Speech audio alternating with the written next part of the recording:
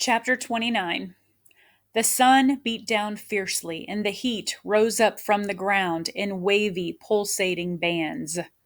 Once, mid-morning, Javi stopped suddenly. He let his pack slide to the sand and began to fumble with the buttons on his long-sleeved shirt. "It's hot," he mumbled to himself. "I'll be cooler." "No, Javi," I pulled his hands away from his chest. "Remember what Moises said." Javi wrinkled his brow. "Moises?" he asked. "Moises? Oh, yes, him." But he gave me a puzzled look as if I heaved his pack up and placed the straps around his shoulders. I forced us to go on an hour more, but it was clear we needed rest, Javi more than anyone. The best protection I could find was a scrawny stand of bushes. They gave us poor shade, but it was better than nothing. We spread our tarps the way Moises showed us. I looked around for snakes. Elena looked farther and harder, but even she gave up after a minute or two. A snake seemed like a small thing, or just another thing. It seemed neutral, a part of this place. I did not have enough energy to care about them. I slept off and on. We moved to try to stay in the shade, but more than half of my body stayed out in the sun. I tried to lick my lips, but I could not find enough saliva to do it. A steady wind came up that seemed to suck the last bit of water out of my body. Late in the afternoon, I watched a dusty brown scorpion climb up my shirt sleeve to my chest, just below my chin. It stopped as if it might stay. It held its tail high, at the ready. I took in a breath very slowly, held it, and waited. But the scorpion suddenly scurried away, down my body, and disappeared on the other side of the bushes. Was the scorpion another omen? I decided that once we finished the water, we'd have to give ourselves up to the first person we saw. We would die otherwise. The sunset was 100 different colors, but the sun itself was a blurry blob. The wind flapped our tarps as we folded them up for the last time. It picked up the sand in miniature tornadoes and sent them dancing across the desert. It led us north, again, the wind now blowing at a steady pace from the west. "Look!" Elena pointed toward the sun. It dipped low on the horizon, completely hidden by a red-brown haze. "Why does it look so strange?" she asked. "That's not a cloud. What is it?"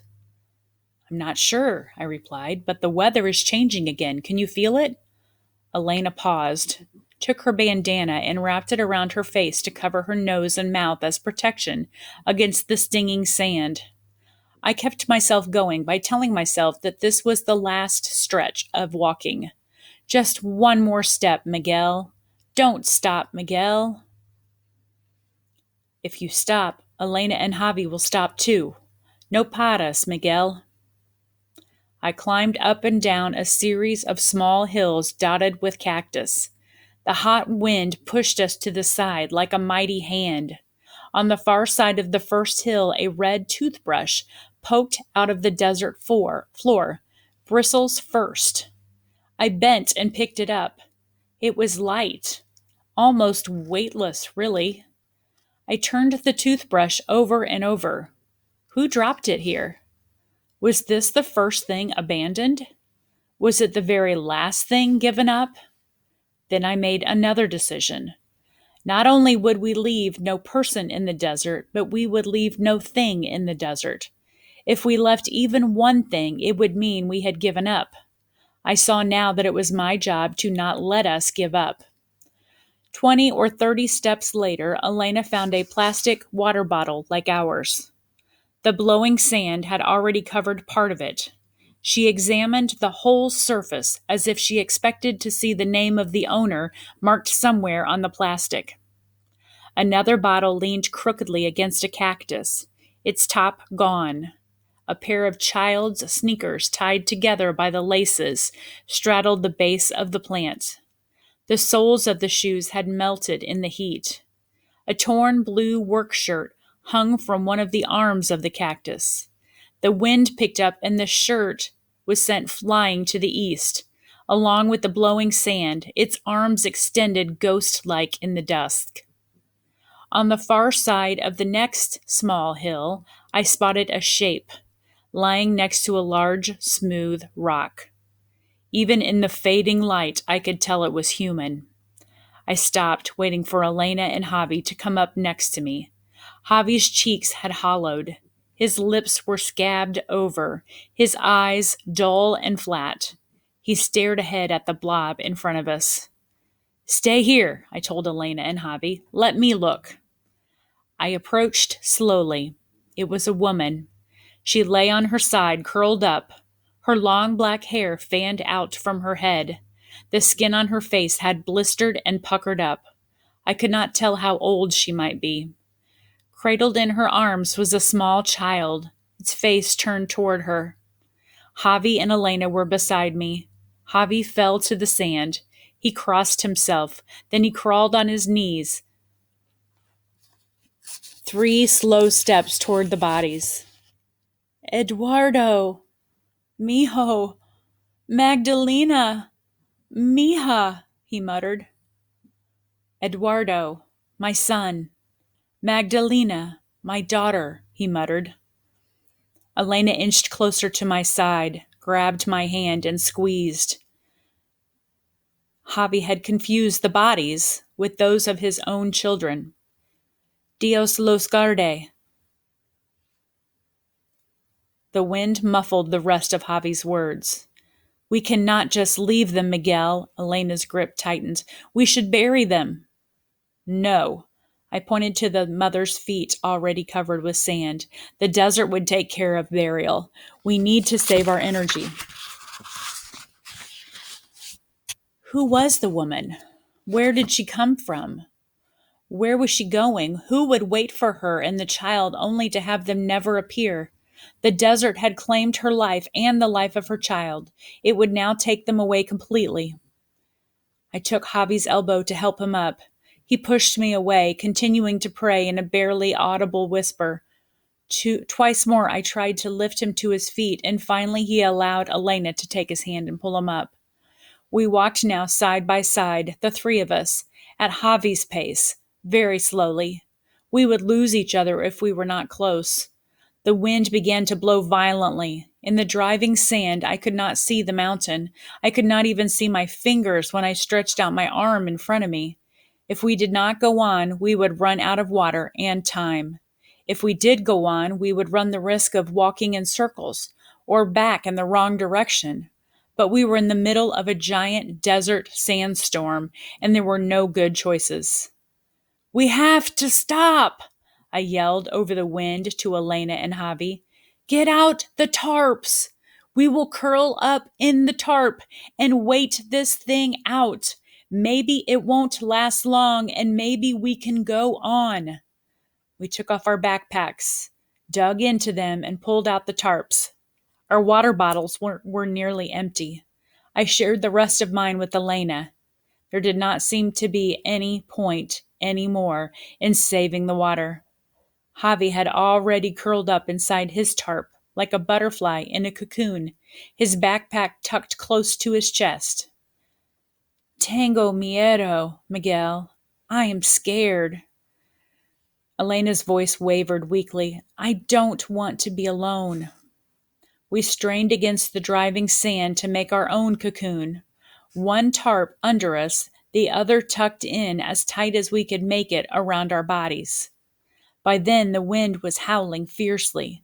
We lay side by side. In the muffled darkness, the screaming wind all around us, I could barely make out her words. Are you mad at Papa, Miguel? I am not mad at Mama. Don't be mad, Miguel, Elena murmured. She felt for my hand and intertwined her fingers with mine. It'll be better in California than we ever dreamed. Right, Miguel? It will be worth the wait, right? She held tightly for a moment, then loosened her grip. She was too tired to hold on hard. You let me come with you. You did not send me back to San Jacinto like I deserved, she whispered. Gracias, Miguel. Gracias. Darkness fell. The storm got worse with each minute. Despite our efforts to block out the sand, it crept into our shelter. We kept our bandanas over our noses and mouths to filter it out, but I could still feel the grit between my teeth. Elena slept beside me, exhausted, but I lay awake, listening to the wind. It was 1,000 voices competing to be heard. Hundreds moaned in despair, hundreds in sadness.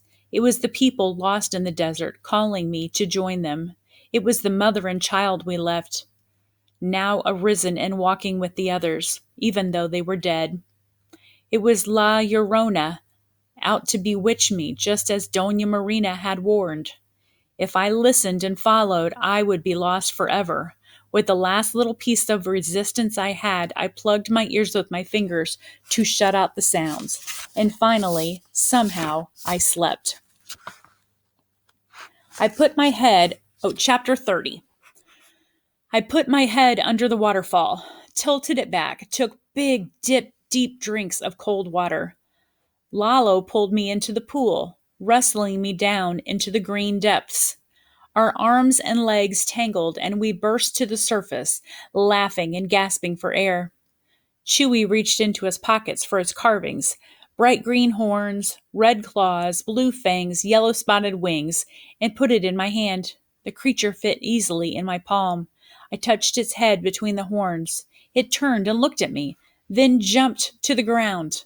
It grew in an instant, bigger than a horse. "Get on!" Chewy and Lalo shouted together. They dived into the pool and came up as one. Their heads were bobbing black blobs on the water. "Chewy! Lalo!" I cried as the creature lifted me off the earth. "Adios!" They did not turn around. Maybe they couldn't hear me, or maybe they had forgotten me already. The creature circled higher and higher into the sky. Abuelita's rancho was a little tiny speck in the patchwork of green-brown fields. Up he went. Then we headed south. "North," I commanded, but the creature did not obey. It flew south to Guatemala and the river. It gleamed below us, and from thousands of feet up, I was able to see every rock, every tree branch, every obstacle in the river's path. The creature dived down sharply. Desperately, I tightened my hold on the horns. We swooped low over the water, and I saw it wasn't water at all, but a giant wall of sand. I felt my grip slipping, and then I fell, slowly, deeper and deeper into the very middle of the mass. I woke to a suffocating weight on my chest and legs. Complete darkness and stillness. I was dead. Or this was what it felt like to be buried alive. My heart beat faster and harder, as if it would burst out of my chest. I tried to scream, but no sound came out of my mouth. "Miguel! Miguel!" Elena pulled my bandana off my face. "Help! I think we're covered in sand!"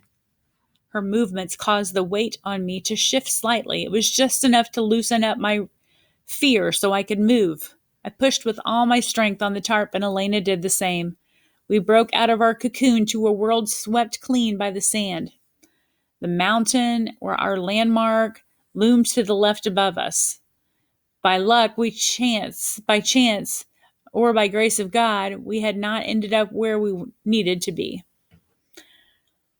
We had ended up where we needed to be. The sky was a brilliant blue, and for once the morning was cooler. If we'd had water, I could even have felt happy. "Javi," Elena whispered next to me. "Donde está, Javi?" "Where are we, Javi?" "What do you mean?" I asked. "He's there." "Oh, I'm sorry." "Javi," Elena whispered next to me. "Donde está Javi?" "Where is Javi?" Elena asked. "What do you mean?" I asked. "He's there, asleep." I pointed to his tarp and the lump under it.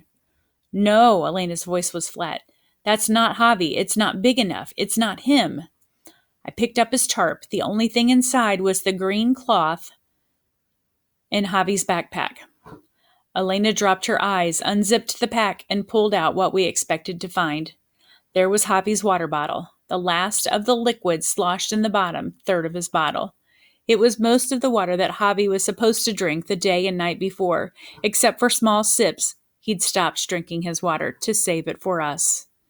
I took the bottle. There might be enough left to get Elena and me to someone who could help us. I didn't care if it was La Migra, even the militia. Elena's face had sunk now, too. We did not have much time left. We can find him, Elena. He can't have gone far, not in this condition. I turned around and around, scanning the desert in every direction. No, Elena answered. No, Miguel, he wanted to go. What was she saying? My own thinking was slow. I knew Javi's water was here and he was gone, but I couldn't somehow put the two together in a way that made sense. Besides, maybe he made it already, she continued. Her voice sounded like Javi's had been before the dust storm. Her words slurred and ran together. He could have, if he went in the right direction, if it wasn't too far. Elena began to cry quietly. How did her body find enough water to make tears? They traveled in small tracks down her blistered and swollen face. They mixed with the dust to form little muddy rivers of sorrow. Maybe Javi had gotten so dehydrated that he didn't know what he was doing. Maybe he took off in the middle of the sandstorm, sure that New York was just over the next hill. Or maybe he'd crawled off, like a sick or injured animal would, to die alone. But I wanted to believe Elena was right. Javi left with a purpose, left his water behind with a purpose. He knew his footsteps would be covered by the wind-driven sand long before we woke. He knew we wouldn't be able to follow him. There was no way of knowing where he went or how far he might have gone. He knew Elena and I would have no choice but to go on together, just the two of us, alone without him. I took Javi's water, drank a few small sips, and handed the rest to Elena. She tilted the bottle to her cracked, swollen lips. I held it up for her. Every last drop had trickled down out of the sparkling blue plastic into her waiting mouth. We packed everything up, even Javi's pack and tarp, and walked north. The crystal clear day soon gave way to clouds, first fluffy, white, and billowing. To pass the time, to forget our pain, Elena and I played an old childhood game, naming the shapes we saw in the clouds. A pirate ship, a two-headed goat, the engine of the Mata Gente, and then fantasies of the food we would eat. 3 scoops of strawberry ice cream, a giant limonada, 5 enchiladas, carne asada, arroz, frijoles, watermelon, and glass after glass after glass of ice-cold water, and we never stopped looking, either one of us, for a sign of Javi. Our eyes moved over the landscape, searching for any unusual shape or movement. At rectangular intervals, we even turned around and scanned the desert we had left behind us. In the sky, a hawk circled. On the ground, a desert hare bounded for its hole. Army ants scavenged. A tortoise crawled, unconcerned, across a wide expanse of flat rock. But that was all. That was all we saw. Then black clouds came on the wind, clouds promising rain. I shivered, remembering the storm from before, but the wind was as thirsty as we were. It pulled the rain skyward before it could reach the ground. Silvery trails of water descended from the clouds, then disappeared, phantom-like, into the air. It rained and rained, high in the sky, yet not one drop of water hit the bone-dry earth. A bolt of lightning appeared to strike down the earth some kilometers in front of us.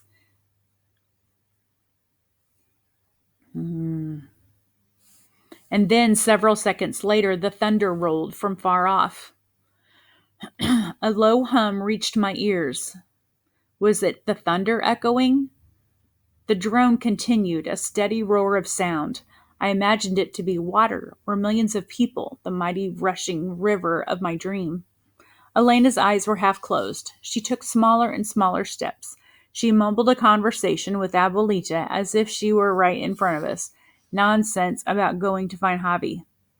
Soon Elena wouldn't be able to walk or talk or think at all. Neither would I. I pulled her by her fingers ever so slowly to the tops of the hill. Elena sank to the ground in a heap, unable to move. I fell beside her, raised my eyes to the sound rushing toward us. There below us, a steady stream of traffic sped east and west on a big multi-lane highway. The road ran just where Moises had said it would, right beyond the mountain. It slashed across the desert as if the vastness were nothing. I concentrated on the traffic heading west toward California. The sun reflected off our car rearview mirrors, trailer lights, and the windows of giant semis. Quick bursts of light, impossibly radiant, blinded me with their brilliance.